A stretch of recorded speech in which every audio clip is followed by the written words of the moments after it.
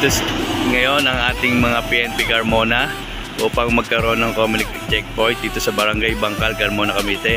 Kasama natin ang ating idolo, si Sir Chief Jefferson P. Aizon, para mag-conduct sila dito sa Barangay Bangkal ng community checkpoint. Sir, pwede po kayo ma-interview? Ano po ba yung dapat sundin ng ating mga motorista ngayon kayo nagkakaroon ng community checkpoint dito sa Barangay Bangkal?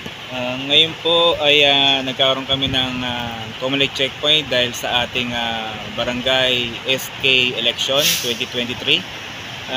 Pakiusap lang po namin sa mga motorista na sundod lamang po, makiisa po sa amin sa pagpapanatili ng kaayusan sa ating bansa dahil ito po ay nationwide po na ginagawa.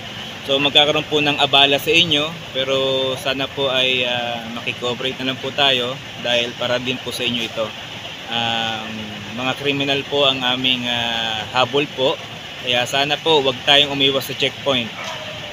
Kung meron po kayong mga violation, naisip nyo may violation kayo, hindi naman po yun ang aming hulihin. Ang ano lang po namin is yung sa gun ban, gun ban, at yung sa liquor ban. Kapag kayo ay nakainom, wag na po kayo mag-drive. Kung kayo po ay mag-drive ng motor, mag-helmet na lang po. At kung kayo ay magmumotor din, sana po ay magsuot po tayo ng protective gear. Magsuot po na tayo ng sapatos, magpantalon. Kung mas maganda po, meron kayong long sleeve para pang protection sa init saka sa ulan.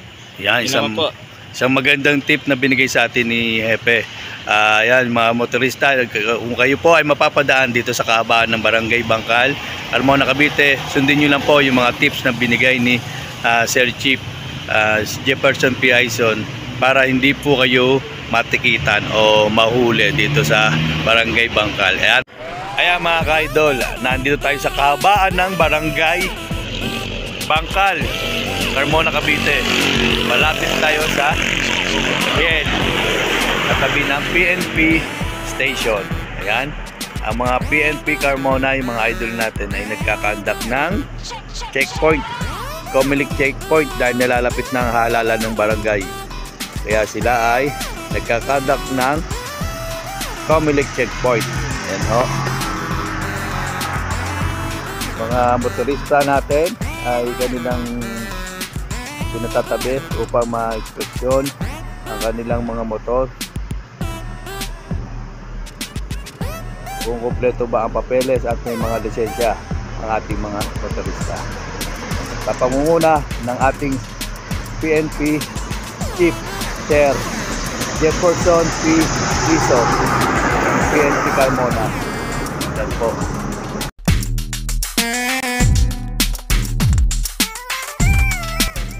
Yan po ang mga PNP Carmona, mga idol natin.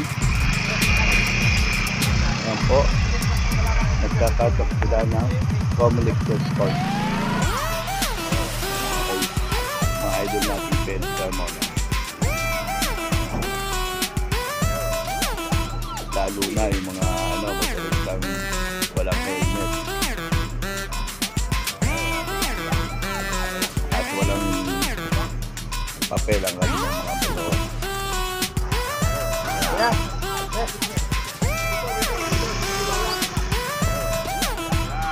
Ayan.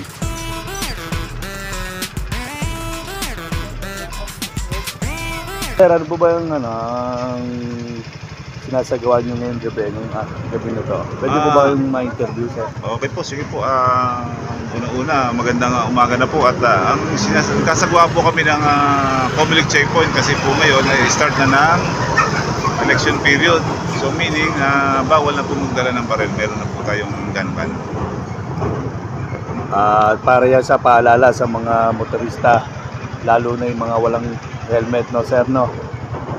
Hindi lang po sa walang helmet, magdala rin sila ng kaukulang papeles ng kanilang sasakyan, ng mga driver's license. Yan po. At una-una, huwag sila magdadala ng firearm na walang license and walang gun ban exemption. Yun.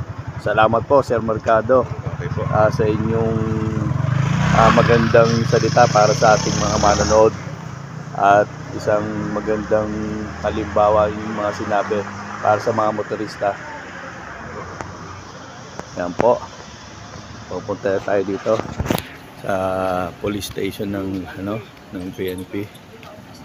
Sa kanilang maliit na opisina dito sa Barangay Bangkal, Carmona, Cavite. Ayan ang mga PNP natin.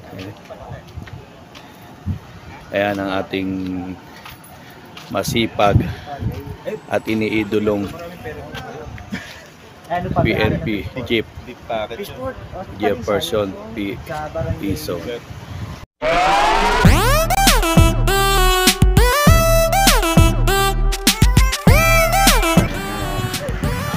Tropa natin. Mga tropa natin PNP, mga idol natin sa Carmona, ayan. Ayan. Nagkakandak sila ng checkpoint. Public checkpoint, yan.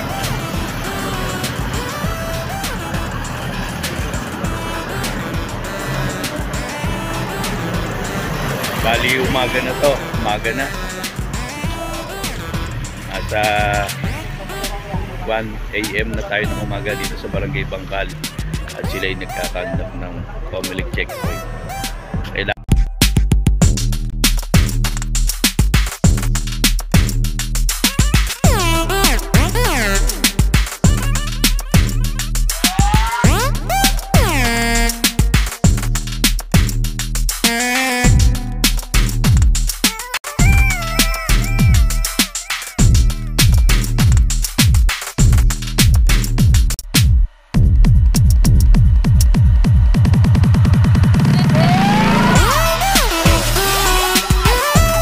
Ayan, nandito tayo sa Barangay Bangkal, Carmona, Cavite, sa lungsod ng Carmona. Nandito po yung mga idol natin PNP Carmona. Nandito si Sir Mercado. Ipapaliwanag sa inyo kung ano po ang dapat dalhin nyo pag kayo po ay mapapadaan dito sa Barangay Bangkal, Carmona, Cavite. Sir Mercado, ano po ba yung mga dapat dalhin ng mga motorista pag dito po ay mapapadaan sila? Okay, ganito po yan, simpleng-simple lang po ang dapat nilang dalhin. Unang-una, may dala silang sasakyan. Dapat po dala nila yung OR, CR ng kanilang sasakyan. Meron silang valid driver's license. Doon po yung sa mga 4 wheels at saka sa 2-wheel vehicle. At doon po sa may motorsiklo, kailangan po sila ay naka-helmet para sa kanilang safety, naka-sapatos, at pagdadaan po sila sa checkpoint, meron naman po tayo nakalagay na slowdown, so dahan-dahan lamang po at wag silang iiwas dito sa checkpoint. Ayun, yun po sabi ni Sir Mercado, wag po tayo umiiwas sa Comelec checkpoint kung meron naman tayong mga dalang dokumento para hindi po tayo habulin o tumigil po tayo pag po tayo ay pinatitigil na o pinapara ng PNP Carmona, at para mapadaan tayo ng maayos at matiwasay sa ating pupuntahan dito sa Barangay Bangkal, Carmona, Cavite. Yan, maraming salamat po, Sir Mercado. Ano pa yung dadagdag nyo, Sir Mercado? Dagdag po doon sa may mga sasakyan na 4 na gulong. Pag stop po nyo, roll down nyo yung window, at kung gabi po, buksan nyo po ang ilaw. Kailangan po maging visible yung loob ng sasakyan. Yun lang po, at maraming salamat. Yun, isang magandang tip para sa mga motorista natin, para alam nyo kung ano dapat gawin kung kayo ay mapapadaan sa isang Comelec checkpoint dito sa Barangay Bangkal, Carmona, Cavite. Maraming salamat po, Sir Mercado, sa inyong tip para sa mga motorista natin. Ito si JD Asinio, Kaboska Idol, para sa vlog ng PNP Carmona. Maraming salamat po.